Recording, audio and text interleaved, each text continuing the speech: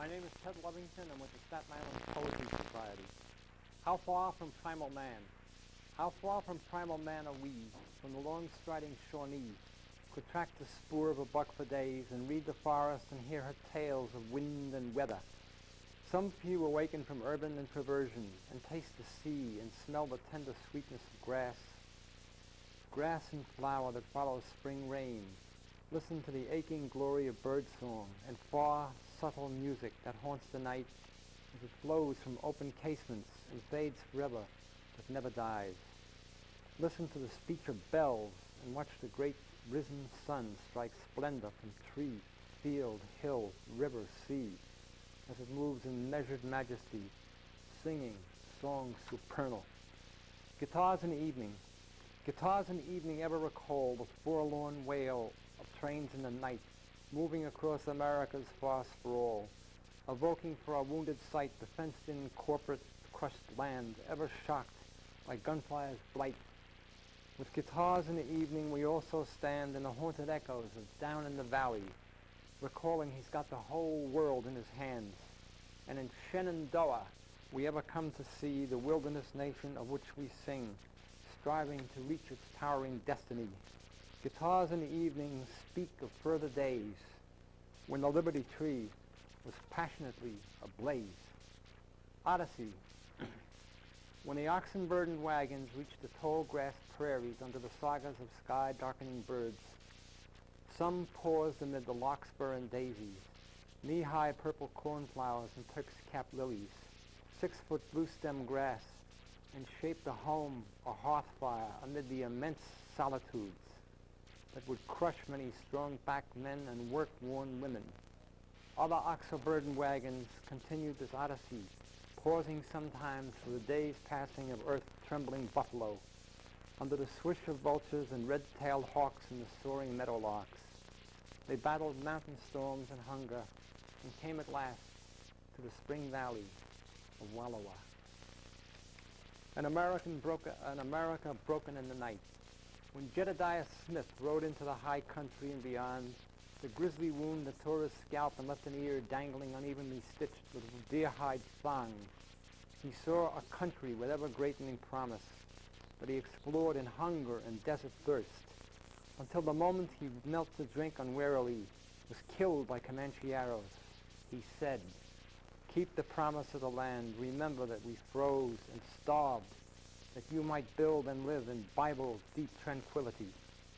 Now the wind in the high country flows through barren farms, echoes through empty church, and echoes through empty churches. Navajo Shepherd. This is after a Navajo painting by Abitian Yaz. Under the arch of mystic birds and the hushed translucence of the hour, the shepherdess moves with a harmony of sheep, moves Hoganward and homeward in the sacred beauty of the hour, in the perfect wonder of sky and earth, and the bells of her coming. The evening recedes. Gently, gently she goes, and from the subtle splendor of the scene, a strange and ardent music flows. Riders from the sun.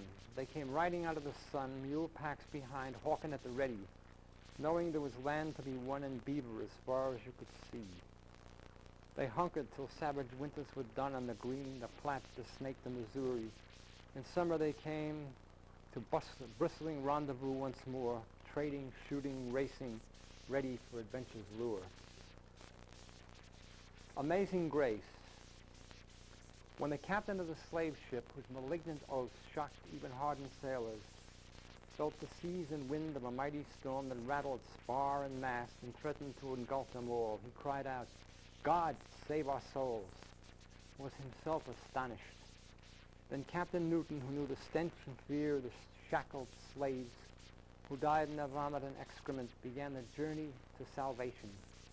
When tranquil seas lay about his ship in utter stillness, he began to write, "Amazing grace, how sweet the sound that saved a wretch like me.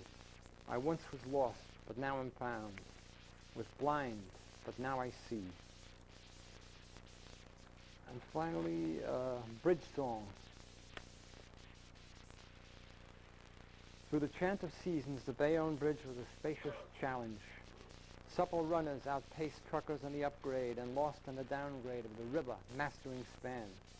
The fiercest challenge came at night when we climbed the catwalk above the throbbing roadway, high in the echoing winds, past red lights on the trailway, above flights of gulls and far tugboats churning through the Kill Van Coe, when all panoply and bustle of town and city and all the fields of night lay far, farther than an eagle's view, and every step could bring you to the valiant edge of eternity.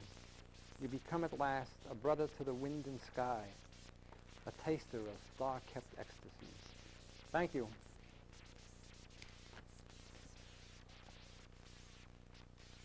Hi, my name is Ray Jorgenson, and I'm running for the New York State Assembly for the 59th Assembly District. My qualifications for the position, let me start off with my community ties. I was born and raised in the 59th Assembly District, went to church, attended school, was in the Boy Scouts, played sports throughout the island or here on the North Shore. I belong to the Reformed Church on Staten Island. My public school education was PS 20, Junior High School 27, Fort Richmond High School, the former Staten Island Community College. And more of my qualifications furthering the education, I have a master's degree in public administration, an undergraduate degree in political science and economics. I've been employed with New York City Housing Preservation and Development for the past 20 years. I served 2 years as the mayor's representative on Staten Island, opening up a satellite office for the Community Assistance Unit. I'm a district leader in the 59th Assembly District. I've been on the Democratic County Committee for the past 25 years. I've been active in the community with different civic and associations, the Old Port Richmond Community Council, the Elm Park Civic Association, the Pulaski Avenue Block Association. And one thing I like to say, I'm just a regular guy running against the machine. My opponent has a whole Democratic organization behind him, but the reason I think I can win is because the Democratic Party seems to have lost touch with the Democrats here on the North Shore. And we witness this every election when less than half the registered voters come out and vote. So the participation of registered Democrats is very low here on the North Shore, and part of that is because of the party. There's going to be a Democratic primary on September 12th. That's where I'm going to need your support and votes. If you're out there and you haven't registered to vote, you have till August 19th, I believe, to register as a Democrat to be eligible to vote in the Democratic primary. If anyone's interested in volunteering for my campaign, they can call me at the headquarters at 273-8131. Some of the issues facing the North Shore that I'm going to be focusing on in this election, the major one really is education. If you follow the newspapers, they tell you overcrowding seems only to be on the South Shore. But the schools on the North Shore are severely overcrowded. They had created module classrooms which gave more seats for students, and they're all filled, but the libraries didn't get any bigger, the gymnasiums, the cafeteria. So it's like you're putting 10 pounds of students in a 5-pound bag of students. You know, there's just not enough room in the school for all the students. Another big problem facing the Staten Island community is mass transit. If you go out waiting for a bus during the daytime, you shouldn't have to wait half hour, 40 minutes for a bus. Buses should be more frequent, and as a friend once told me, there should be a bus stop on every corner so you don't have to walk a great deal to get to it. Another big problem we have here on Staten Island is health care. A lot of people are not covered. You know, there should be some kind of coverage for everyone. So if you're sick, it shouldn't depend on how much money you got that you get treatment. You know, it's like police and fire. It's not like the fire, well, if you can afford to pay the firemen to come to your house to put out the fire, you get it. But if you can't afford it, they're not going to come. The police, if you can afford to pay the police to come to your house, okay. But if you can't pay them, they're not going to come. The same should be for health care. If you're sick, you should get health care whether or not you're able to afford it. And there's a whole lot of other issues coming up, but the main thing, I am running a serious campaign. I urge all those who are Democrats to come out on September 12th and vote for me. And my campaign motto seems to be, everyone loves Raymond, and Raymond loves the 59th Assembly District. Thank you.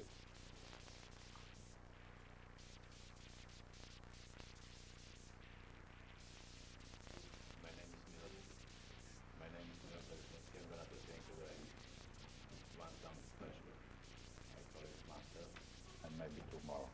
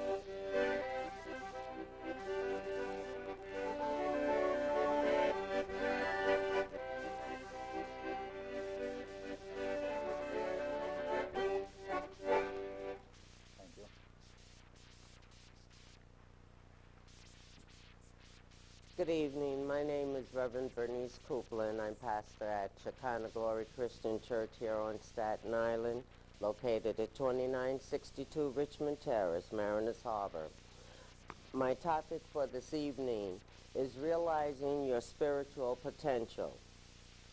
We're living in a time where Christianity has been pronounced as an abomination against the world, where atheists and unbelievers treat the Word of God as though it was pornography.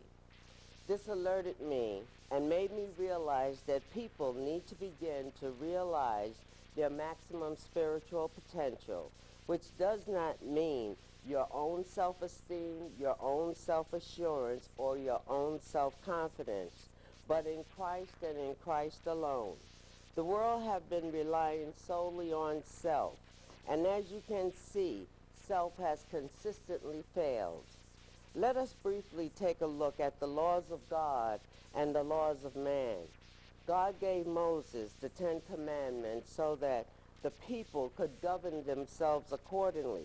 Man refused to live by the laws of God. Therefore, man created laws for himself. But the irony of it all is that man cannot even live by his own rules. He cannot even abide or obey his own rules that he made for himself. What we must do is to go back to the old landmark, which is the Bible, which is the Word of God, which this country was basically built upon. We need to post the 10 Commandments in the schools and in all public places. And just maybe, if they are visibly seen, it would convict those who may be anticipating committing a crime before a jury of 12 convicts them. Christians, people of America, we have become too complacent with the ways of the world, allowing the enemy to run rampant in our schools. Man is still trying to enforce the gun control laws, which obviously doesn't work. More children are being killed by guns than ever before. If students and teachers were allowed to support each other in prayer, just maybe the hurts will begin to heal. For I know for a fact that prayer do truly change things. All you have to do is have faith and believe. We are not doing what we are called or chosen to do. We wait for those who are lost and lonely and confused to enter into the church, instead of going out into the highways and into the byways, bringing the message of hope and love and peace to the people. Then and only then, I believe that this world would not be so perverse if we who are called and chosen would go out there and do what we were called to do. God said in his word that we should go out and we should do this work. God also, it will be then and only then that we will be able to build up the confidence and the assurance in the people so that God will be able to have them reach their spiritual maximum potentials in their life here on earth. We have dealt long enough with the isms in this society until we have forgotten what is truly important, which is Christ in you, the hope of glory. America, you won't have to worry about self-assurance, for you will be assured that God will do what he has told us that he will do in his promises, in his word. You don't need self-confidence if you rely on God. He will provide you with the confidence that you will truly need. In Philippians 4:13, it tells us that we can do all things through Christ Jesus who strengthens us. Why aren't we allowing Christ to give us the strength that we need to do all things? America, we do not need to try to esteem ourselves, for we are the workmanship of God, created in his image to do good work. But we need only to be obedient to God. If only we would allow Jesus to stand up on the inside of us, only then we will be sure and secure that in all that we say and do will be right. For he tells us, people, in his word, 2 Chronicles 7:14, that if my people who are called by my name would just humble themselves and pray and to seek my face and turn from their wicked ways, then will I hear from heaven and will forgive their sin and heal the land. America, land of the free, home of the brave. It's time to turn back to God. It's time to put our lives and our children back into the hands of the Creator. Thank you.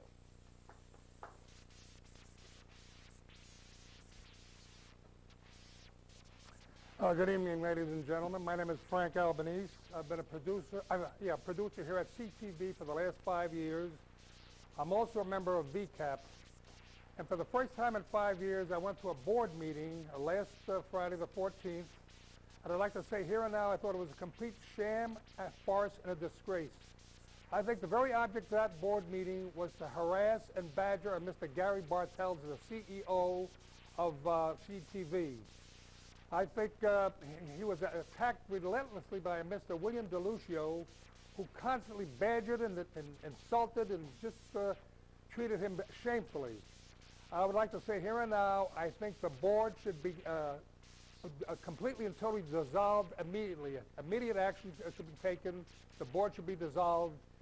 And, well, that's pretty much what I have to say, and I want to thank you all very, very much. Hi, and I want to just reiterate what Frank was saying. We have had permission to attend a board meeting last Thursday on the 13th, and I've been a CTV producer here at the station since January of 1997. And I think first off what I would like to say is that Bill DeLucio, who was the questioner, examiner would be more like it, was very harsh, abrupt, and abrasive in his mannerisms and in questioning of Gary Bartels. And but the point being also, with or without regard to even Mr. Bartels, just the board itself, I think we as CTV producers invest a great deal of our time, energy, and put a lot of love, sweat, and tears into what we enjoy doing and putting on for the community at large. We have a number of producers who are becoming more and more active. I myself do not consider myself a community activist. I do, however, consider myself to be a civil-minded community member. And we have to band together.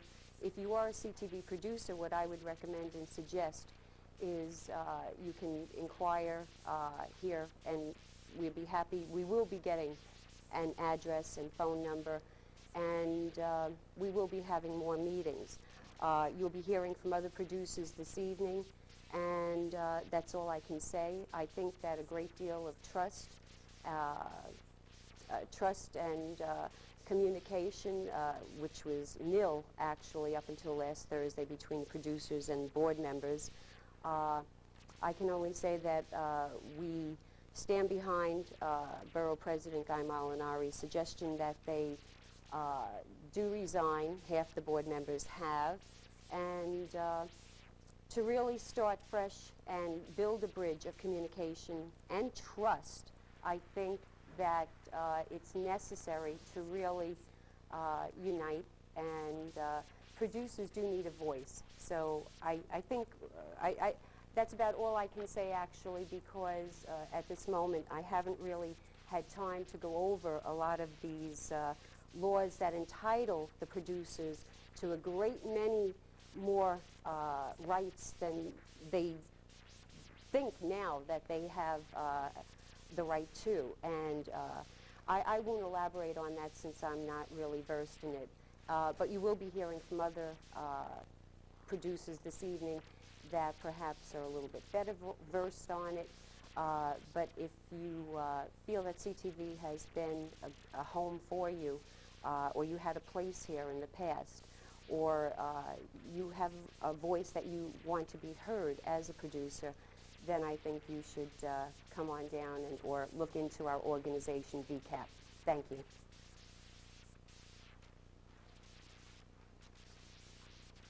Hi, my name is Patricia Brady, and I am a co-producer here and volunteer CTV, and I do a show, I co-produce a show with Anne Marie Arena and Frank Dudley. It's called The UFO Phenomena. I also do a program called The Astronomy Forum. The purpose of these shows are to educate people.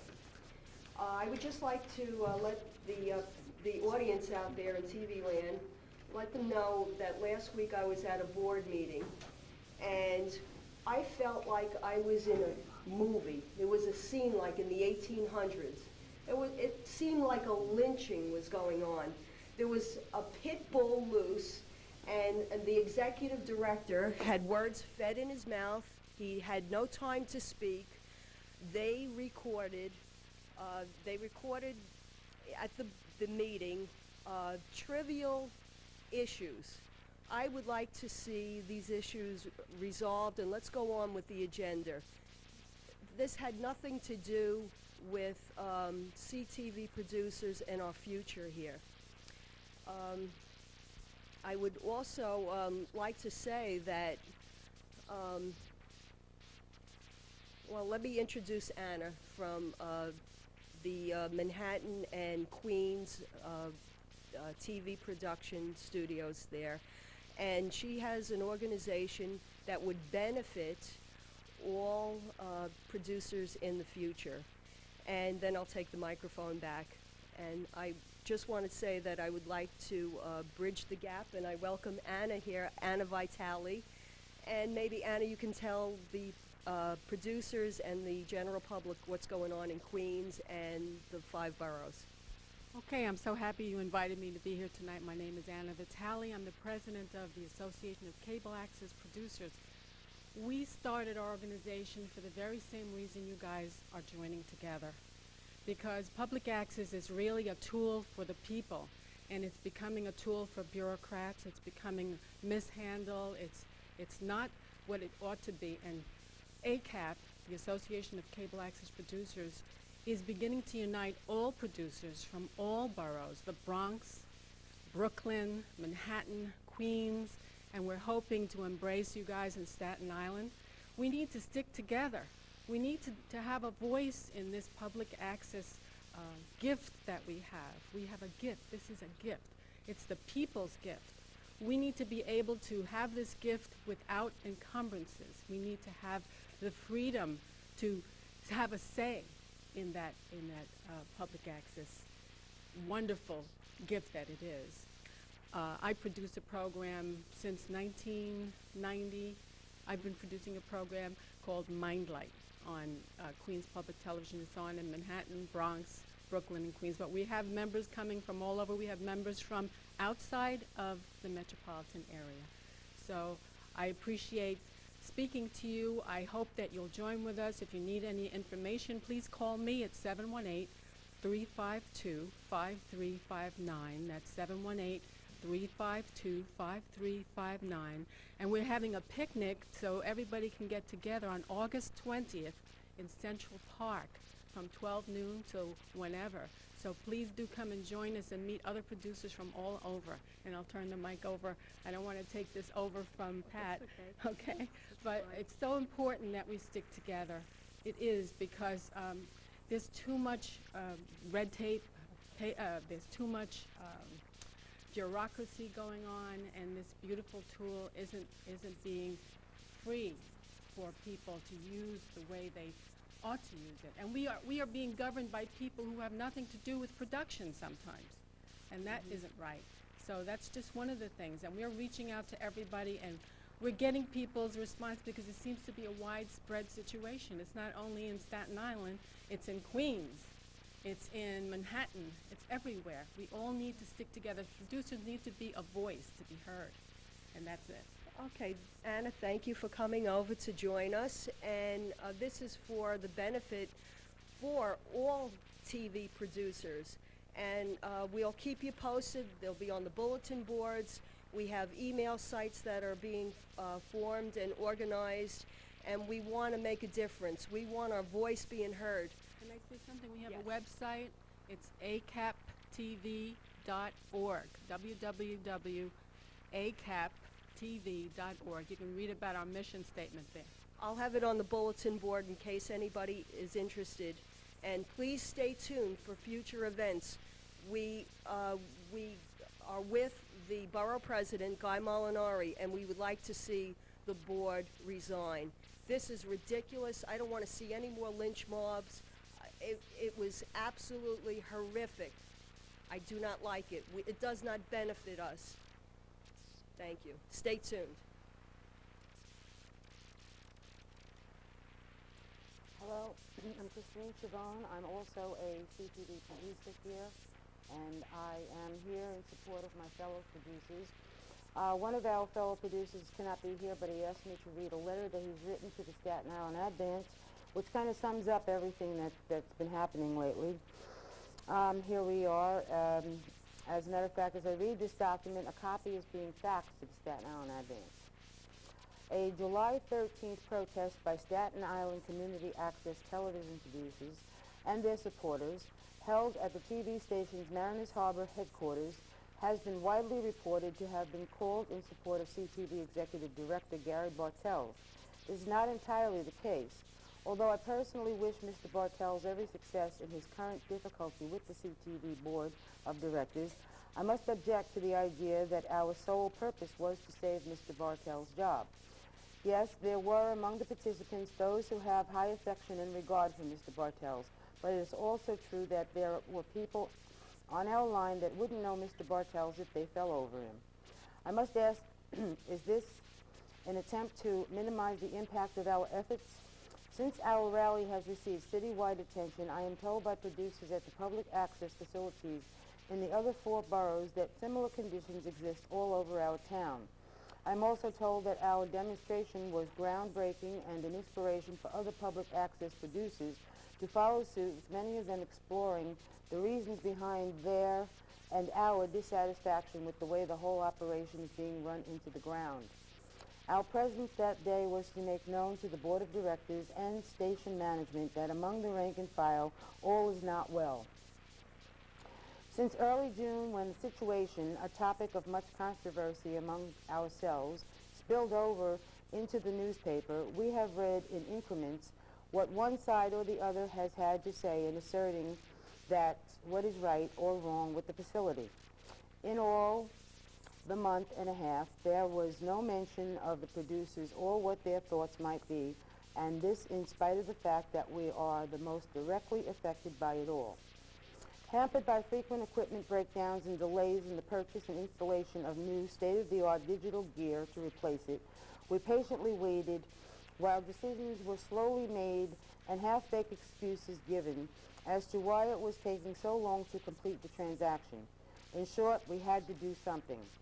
We attempted also to present the Board of Directors with a petition signed by 42 CTV producers calling for the board's resignation in compliance with the request by the borough president. I'll read that petition in a little while. A part of that petition addresses the board's misuse and disregard of Robert's Rules of Order, a key element in any well-run organization. Interestingly, that on that same night, the board passed a resolution to purchase 30 copies of, you guessed it, Robert's Rules of Order. 30 copies? Why? Are there to be more know-nothings at the table? The last time I looked, there were only 13 board members left. Do the math. Finally, in an advance editorial of July 14th, some of the CTV programming was labeled offensive and stated further that board members should spend a lot more time concerning themselves with the philosophy of local programming offered to Staten Islanders, and then working with Mr. Bartels to see what is aired as acceptable in this community. Acceptable? Public access television was created with the same First Amendment right protections in place as those governing broadcast and print media, guaranteeing the right to free expression of oneself. You say some of the program is amateurish and even offensive, but these are minor offenses which a viewer can correct for him or herself with their remote control. No one wants or needs the interference of any more committees, whether governmental or in-house, no matter how well-intentioned their sentiments might be. Volunteer community access producers and providers will now evolve into a forum for local public access producers to be heard from the base of support for them to depend on. In the future, when a producer has dealings with this or another board of directors, Mr. Bartels or another executive director, it will be with the knowledge that VCAP was born out of a need for mutual support and a better understanding of our rights. And now the petition. This petition is drawn with regard to recent public pronouncements on the part of some members of the Staten Island Community Television Board of Directors. The attendant negative public perception of the organization, CTV, in the press, the self-serving, moral-crushing, divisive statements of certain board members, and the potentially disastrous effect upon the creative process vital to television production leads us to the undersigned volunteer community access producers and providers to the distasteful conclusion that the state of no confidence in the CTV Board of Directors exists. Your ability to govern the operation of this public access entity is in serious doubt. Your willingness to reach an amicable conclusion to the current situation seems unlikely at best. We recommend the immediate resignation of the entire CTV Board of Directors to avoid any further public humiliation. By usurping the outlines given in Robert's Rules of Order regarding parliamentary procedure, the board places the total validity of its existence in jeopardy. Morality and a code of ethics demand that each board member tender his or her resignation immediately to the Honorable Guy V. Molinari. So say we all. Thank you. 40.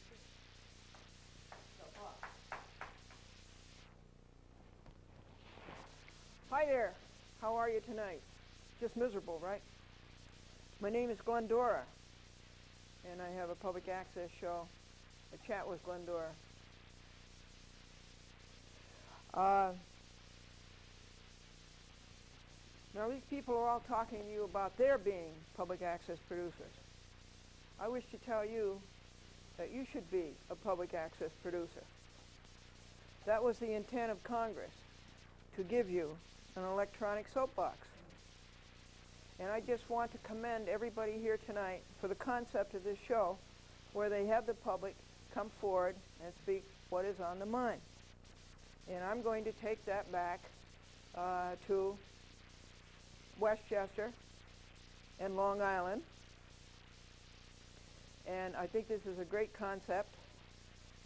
I'm on 23 cable systems. The farthest one away is Portland, Oregon, Los Alamos, Santa Fe, and West Seneca, which is the town south of Buffalo. And now I'm going to tell you today's joke. Which camera am I on? I don't see your red lights. Thank you. Thank you. Man comes out of the pet store, and he has a little Cocker Spaniel in his arms, a little puppy. And he encounters a friend, and he says to his friend, "What do you think of this Cocker Spaniel I got for my wife?" And his friend said, "That's not a bad trade."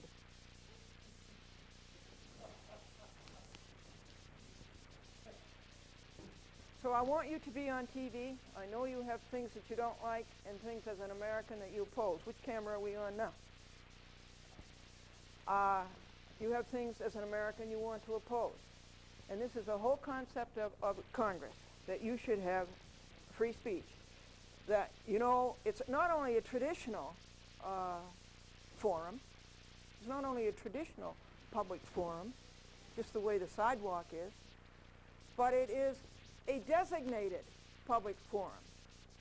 And it's designated by the Cable Telecommunications Act of 1984, as amended in 1992 and as amended in 1996. So you have this right, and don't let anybody deprive you of it. These people over here are having problems with a third party running the public access. We don't have that problem in Westchester. We don't have that problem in 3 of the systems in Long Island. We don't have that problem in Rockland. The problem we have is Charles F. Dolan and the greed and the money that goes into his pocket. And many of my colleagues in those areas advocate having a third party run the public access. But I see everywhere problems with third parties, as bad as Cablevision is. I guess we don't have those problems with Cablevision. Now, free speech, yes, I have a right to impart my thoughts to you, but it's your free speech, it's your First Amendment right You are protected by the First Amendment. You have a right to know. You are the public. Which camera? You are the public. And you have a right to know. Not only do I have a right to tell you, and everybody here to tell you, but you have the right to know. And you are the public, and you are all powerful. And remember your power, and never forget it. I'm going to take a picture of you. You're taking a picture of me. I'd like to take a picture of you folks. And now, I'll tell you another joke, okay? A man is in the Oval Office. He sees a gold phone. They say, yes, you can talk to God on that phone. He calls up and talks to God for 3 minutes. He says, what do I owe you? They said, $300. A month later, this man was transferred to Israel. He sees a gold phone. They say, yes, you can talk to God on that phone. He calls up God. He talks to him for 3 minutes, and he said, how much do I owe you? And they said, 30 cents. He says, what? In the Oval Office, it's $300. Well, over here, it's a local call.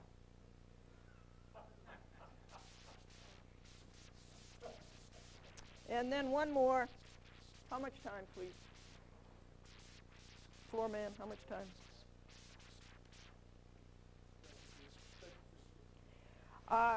There's a really funny joke about that really happened, and I don't know if I have time to tell you. But when the early days of television started, we had no film. We had no videotape. Yeah, I've been in television for 48 years. We had nothing. And the floor man said he asked for a signal, and the signal he got was 1. And so the guy who's doing the sports show, he sees 1. He throws all of this material onto the floor. And, of course, you know, the camera doesn't shoot down there. And he's got 1 piece left for 1 minute. Guess what the next time cue he gets was? 5. So what's he do with all of his material down on the floor? The joke I was going to tell you was a lawyer said to a judge, I want a new trial on the basis of new evidence. And the judge says, what's the new evidence? And the lawyer says, I just found out my client has another $3,000.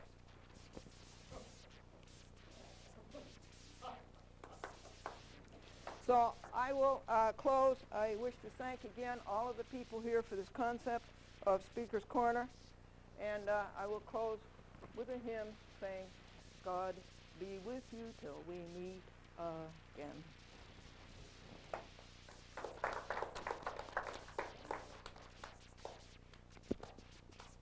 Throw your mighty finger this way. Thank you. Are we on? Yes, we're on. Great. Frank Petroni, in the interest of time, this is the camera, right? Interest of time, we all producers, whether we're in Manhattan, Staten Island, Queens, or whatever, we seem to have no take on this, no concept of this. It all rushes by, it goes away, never comes back to us.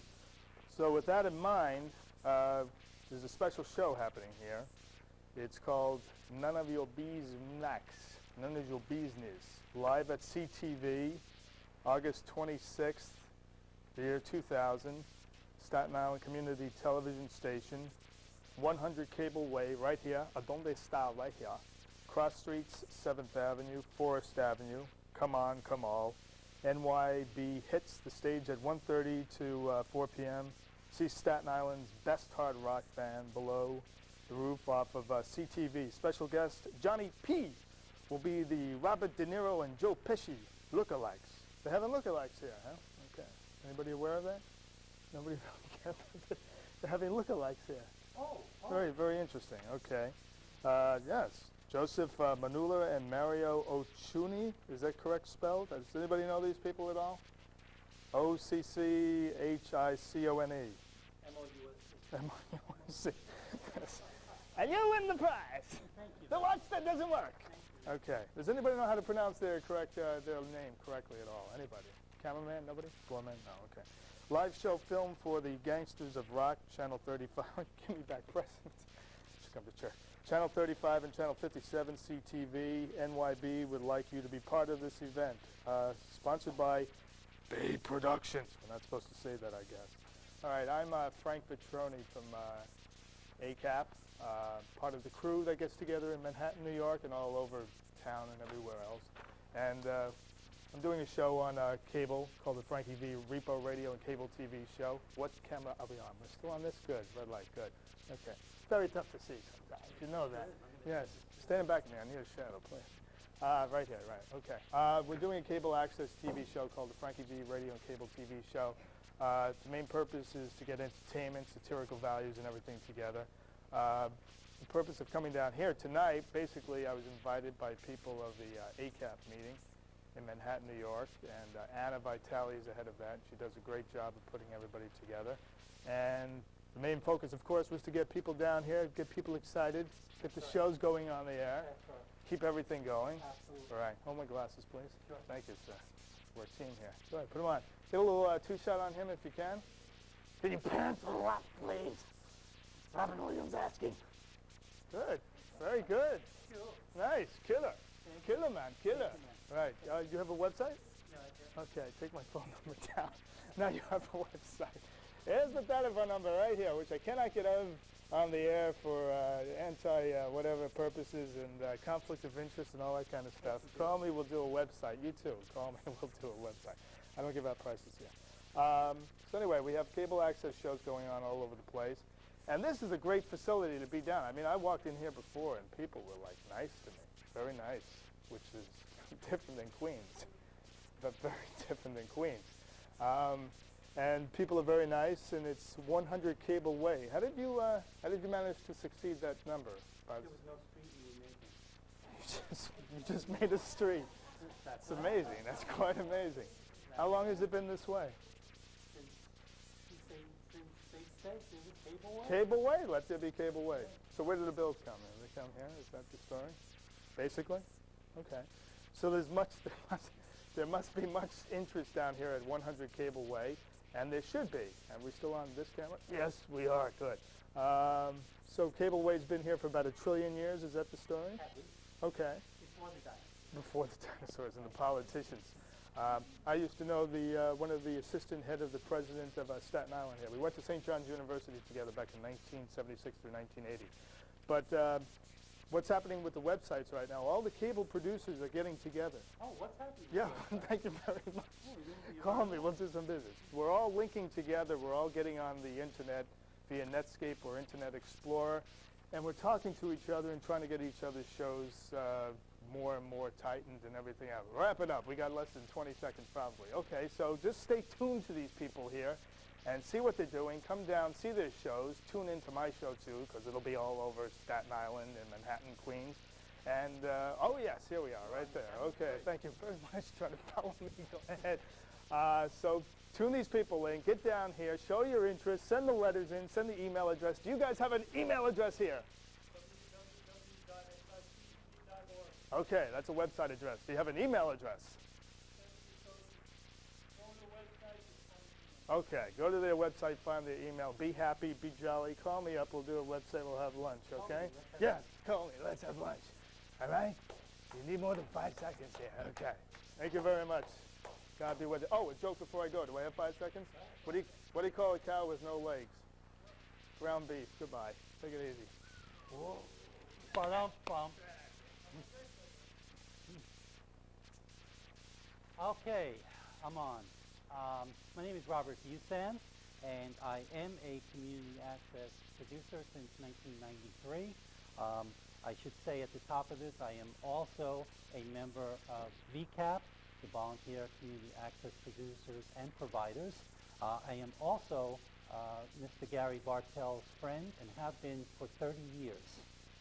That said, you heard a number of VCAP folks talking up here about the despicable display that was put on by the board of directors at their meeting just the other day. It's beyond disturbing, the way that they were dealing with that. And it makes me think that William DeLucio must resign. That's behavior that no human being should have to undergo. The stress and duress that he put Gary under, no human being should ever have to deal with. It was really clearly despicable.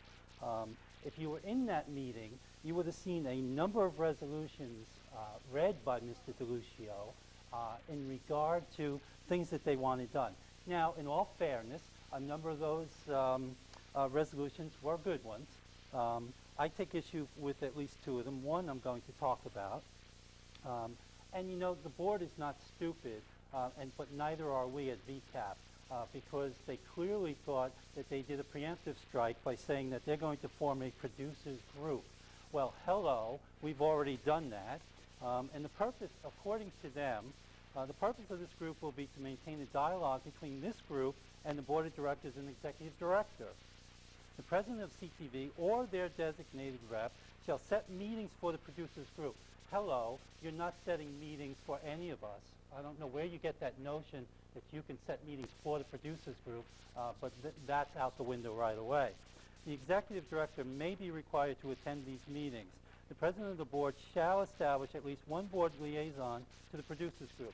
Well, that's okay. We'd love and welcome people from the board to become part of our process as we develop ourselves as well.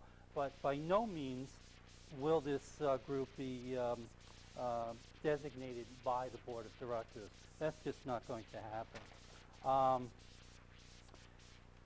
The other one that was very interesting had to do with any board member should be separated at least 3 years for 3 years before they can apply for a position at CTV. Now, obviously, this is another preemptive relating to Rosemary Furno. Let's see, do I have her? Sure. Rosemary Furno, who was in Gary Bartell's position for a short time, and all the controversy that took place about that. So this is a way for them to get out of that loop. So we take that one away. Now, let's go into, let's leave the board meeting for just, no, let's go back to the board meeting for just a second, because it's so annoying. Maybe the board doesn't know about their roles and responsibilities as board members. I'd be happy to share this with them, the roles and responsibilities of board members. This is by John Carver, one of the most renowned authors on boards and roles and responsibilities that are out there.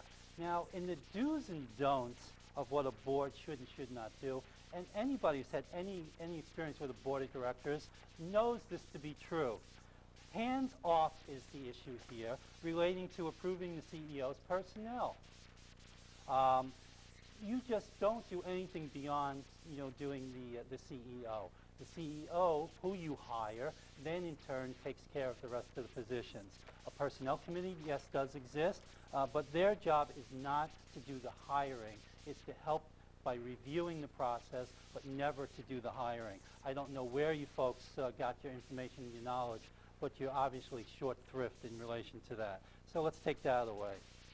Did I mention that the CTV board must go? Well, let's just get back to that. Now let's talk about the lawyer that was hired at this meeting, Kevin McGovern. Now, he's supposed to be somebody who's impartial and is working with both sides of the fence. Well, honestly, all we saw was him whispering into Ed Salik's ear all night about what Ed Salik should be doing. And Ed, unfortunately, was sitting there just listening to what Mr. DeLucio was saying and to what Mr. McGovern was saying. I don't get how this person is impartial if he's hired only to be on the side of the board. So therefore we say, Mr. McGovern is not impartial, and we need to remove him as well. Then, of course, there's other people on the board that we need to take a look at. Mr. Michelson, somebody on the board, he needs to go.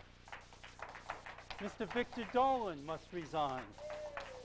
Mr. Barry Kaufman must resign.